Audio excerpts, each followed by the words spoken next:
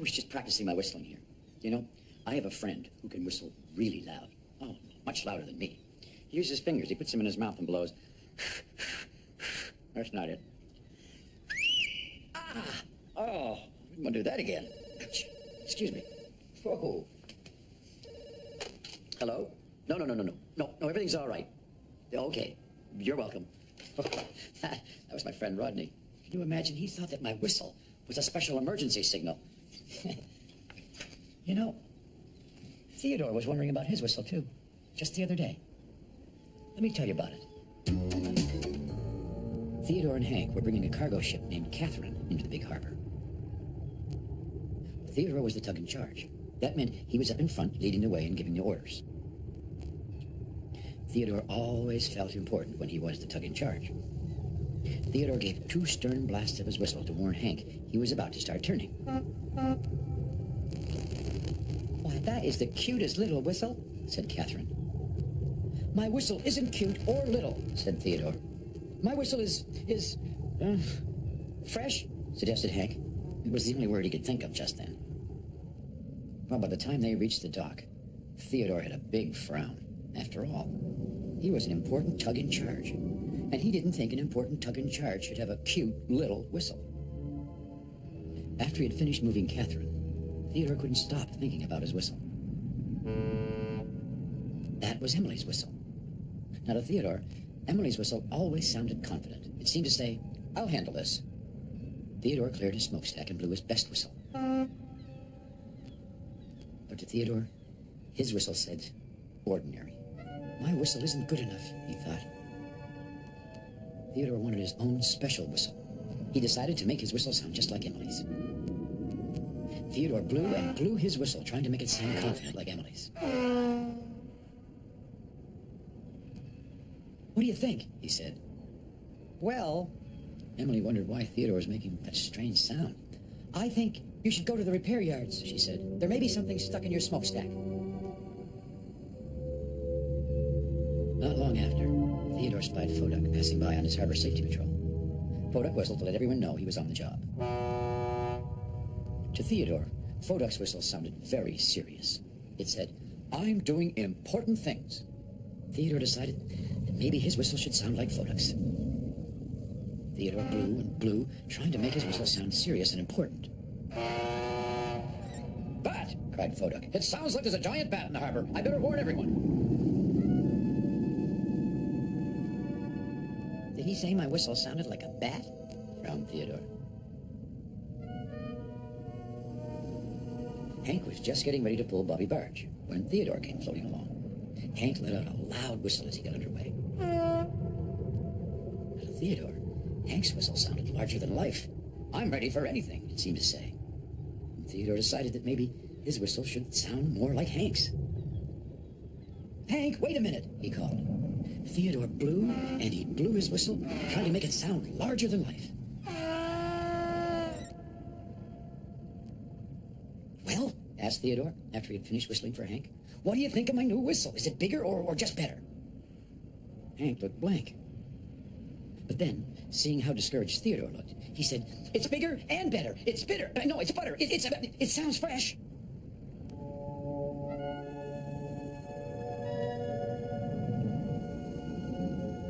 Theodore continued along his way home when he saw George moving Owen the oil rig. George gave a bumper-rattling blast with his whistle. To Theodore, George's whistle sounded big and brash and bold. It announced to all the world, make way for me. George has the very best whistle of all, thought Theodore. So Theodore decided to make his whistle sound just like George's. Theodore took his windiest breath, made his best whistling face, puckered his lips, and let out all his air with a great whoosh. The big harbor shook with a mighty sound of nothing. Not a sound. Not a peep. Not even a little bird's tweet. Theodore had worn out his whistle. That afternoon, the tugboats were gathered at the great ocean dock. The dispatcher was about to make a surprise announcement. Tugboats, the dispatcher began. This afternoon, a very special guest is arriving in our harbor. The great ocean liner, the Queen Stephanie. The tugs were thrilled to hear this. The Queen Stephanie was the grandest ocean liner in the world. She visited the harbor every now and then, and when she did, it was always a special event. "Everyone shipshape?" asked the dispatcher. Tugs all whistled. "Yes, sir," one by one.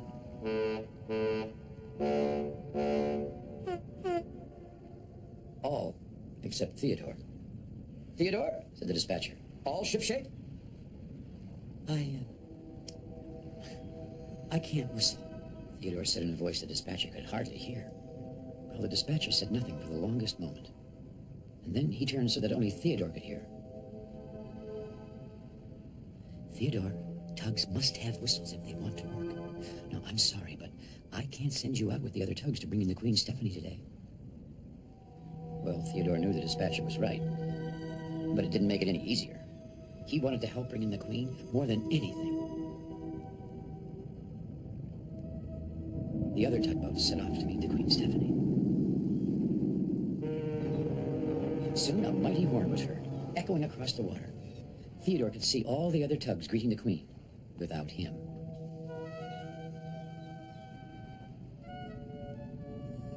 "It all started because I didn't like my whistle," Theodore thought sadly. "And now I don't have any whistle at all."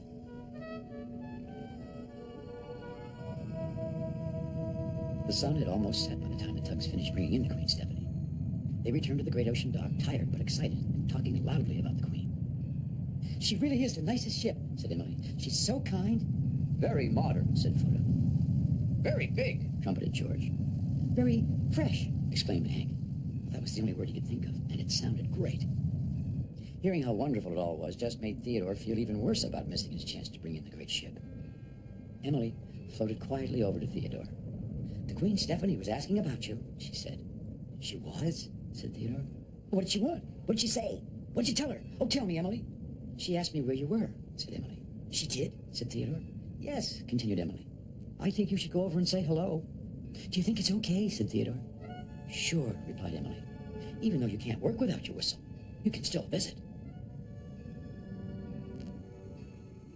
A little later, Theodore set off to see the Queen Stephanie. It was dark by now. The harbor lights were winking all around him. Why was the Queen asking about me? Theodore wondered. The closer Theodore got to the Queen Stephanie, the louder his heart seemed to pound. He was sure the whole harbor could hear it. And then he saw her.